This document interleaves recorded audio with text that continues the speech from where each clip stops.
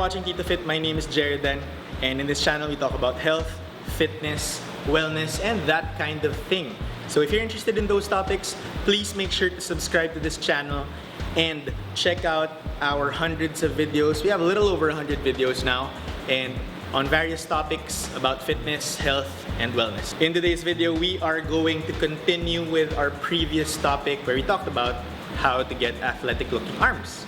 Now, we are actually not just going to talk, but we're actually going to walk the talk. So we're going to show you some of the exercises that you may want to include in your program, especially if you want to train or look like an athlete. These exercises are not going to work for everyone, but they will work for some people. That being said, your genetics, the way you work out, your nutrition, of course, these things will vary. So results will also vary. For all you haters out there, a kipping pull-up is a pull-up, whether you like it or not. Alright? It's a pull-up. That being said, just like a fedora is still a hat. Alright, so we're gonna start with a couple of exercises that will work your biceps, and then we're gonna move on to triceps later on. But everything, again, none of these will be in isolation. So you'll be using most of your body. That's why we will be including some CrossFit style workouts which recruit the most number of muscles, the most number of motor units, and that way your body is included. You know why I don't like working in isolation so much? If I was to train like a bodybuilder and actually engage in a sport, that would mean that a twist with a throw would look like this. Right? Whereas, if you want to train for power like an athlete, you want to put your hip into it and actually throw with speed. Problem is, bodybuilders don't train like that. They train everything in isolation. Control, yeah, so tempo, you know. But the truth of the matter is, there is a place for that kind of training, but not for athleticism. Okay? So, let's move on. So this exercise I'm going to do is called the Pendley Row. It differs from your bent over barbell row in the fact that it's a very powerful, explosive movement that you take from the floor. As compared to the bent barbell row, which is a very controlled movement with the barbell only coming out as far as arm's length. So it's not going to come down all the way to the floor. With this one, we're going to go down to the floor. There is no negative included. This is a very explosive pull. Now this will build the muscles of your arms as well, but primarily it's still for the back, for your lats, your rhomboids, and the deep muscles of your trapezius.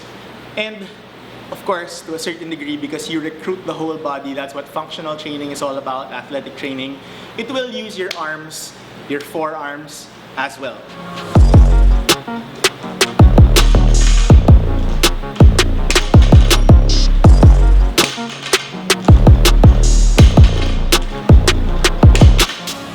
Next exercise we're gonna do pull-ups. Okay, now with pull-ups, of course, obviously this works your back as well, your lats, but to a certain degree, of course, it hits your biceps and your forearms as well. Now, the difference between pull-ups and another exercise we're gonna do is chin-ups. Is with chin-ups we're using an underhand grip. Now, using an underhand grip will recruit more of your biceps as compared to an overhand grip. So let me show you that.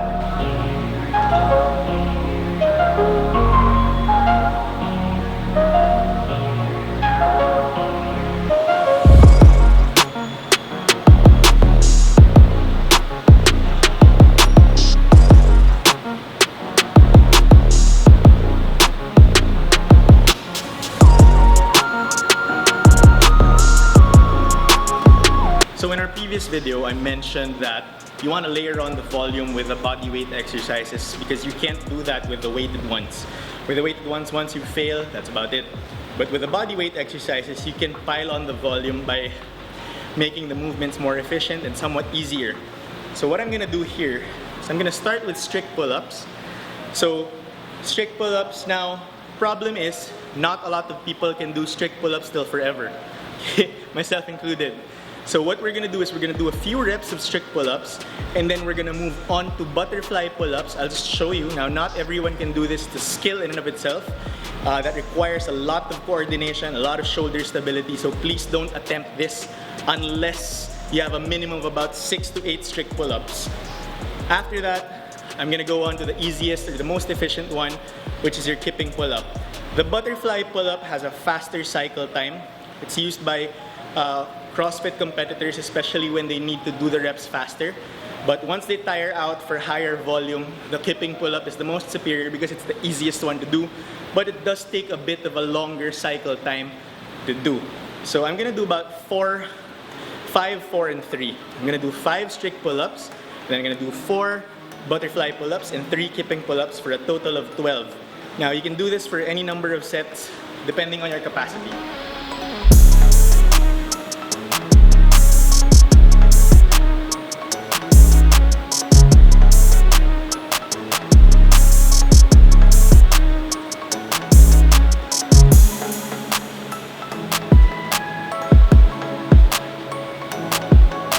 So, for those of you who cannot do pull-ups yet, this is a good option. So these are called gymnastic rings. Now this is a special kind of gymnastic ring because they're easily adjustable.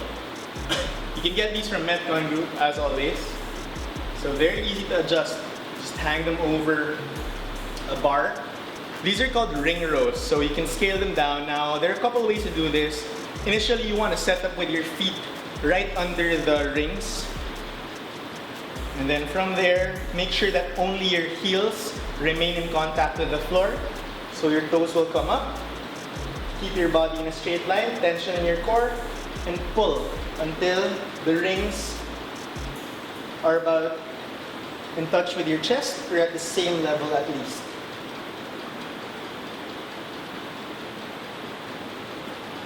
So when I used to coach CrossFit classes, we'd start a lot of the ladies this movement for pull-ups if they're unable to do pull-ups. So for ladies and other people who cannot do pull-ups just quite yet, or you want to build up your strength to that, here's one way to modify the pull-up for you so that you still work the same muscles, or the chin-up rather. So get a thick band. Again, you can purchase this from any sporting goods store or directly here from Metcon Group. So loop the band over the bar. Once it's looped over the bar, to make it easier for yourself, you can hook one foot. Be careful. Always be careful when you do this. You don't want it to snap and hit you in the middle. And lock it there and pull. Makes it easier. The tension from the band will help you come up. So if we were going to do chin-ups with this, same thing. Slightly closer grip. Lock it.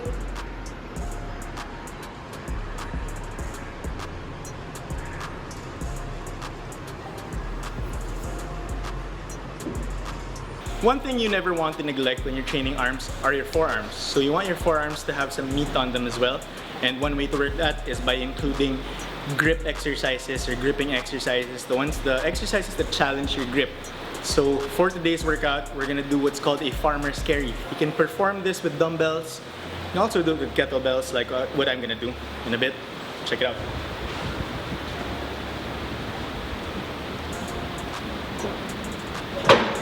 "24 kilos.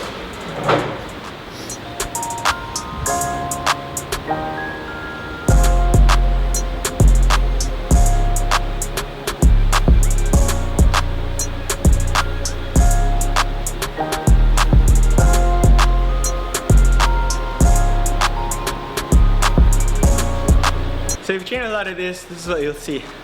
Your hands are gonna start looking like this. So you see those calluses? Don't worry about that. For the ladies, you may want to use some gloves if you're concerned about developing calluses, but for the men, if your hands are smooth. Next up, we're gonna move on to triceps. Now, what you may not know about triceps is actually they're the bigger part of your arms. So if you want a pair of good-looking arms, make sure to train your triceps because they actually make up about 2/3 of your arm. So a lot of people like to train biceps, but that's just about 1/3 as far as size is concerned. So never neglect the triceps. So one way to train triceps, like you said, include a lot of close grip bench presses. That would mean that you'd be gripping the bench about 6 to 8 inches apart. But my personal favorite is doing dips. So we're gonna do these bar dips. This bar attachment just attaches to your squat rack or rig if you buy it from Metcon Group.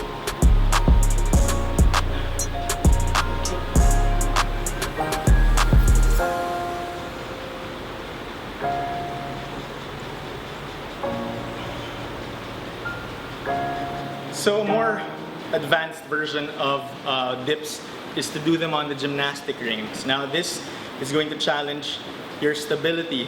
So it's going to challenge it on different levels. It's going to challenge your core stability, it's going to challenge your shoulder stability, and it's just going to make the dips more of a bitch. So make sure that you have your bar dips first before you attempt these. These are much harder.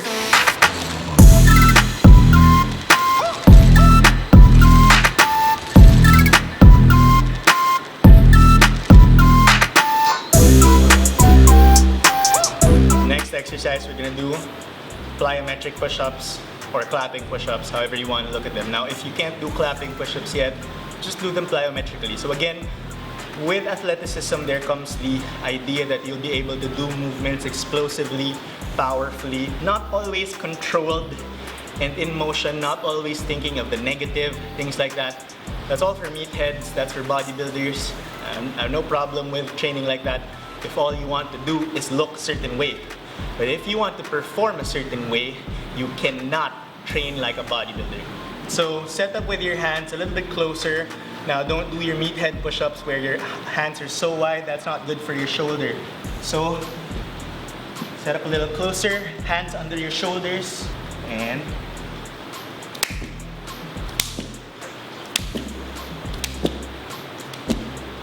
if you can't do those yet, this will be fine.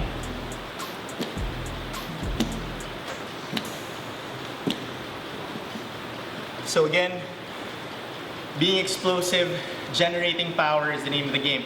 Power is just an expression of strength in combination with speed.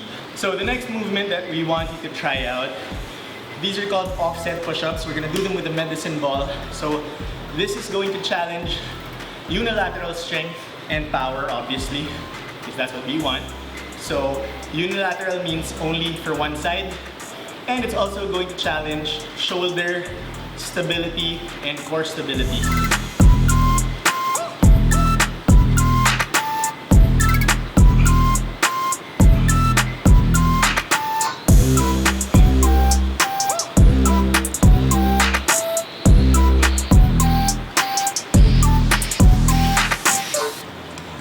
That's how it goes. So I hope you liked our series on having athletic arms. Let us know if you've done any of these exercises, if you incorporate any of these exercises in your workouts, your programs, and we'll see you in the next one. Let us know what body part you'd like us to emphasize next down in the comments, okay? I will engage with you guys in the comments below. Thank you for watching TitoFit. I'm tired. Alright, I'll see you in the next one.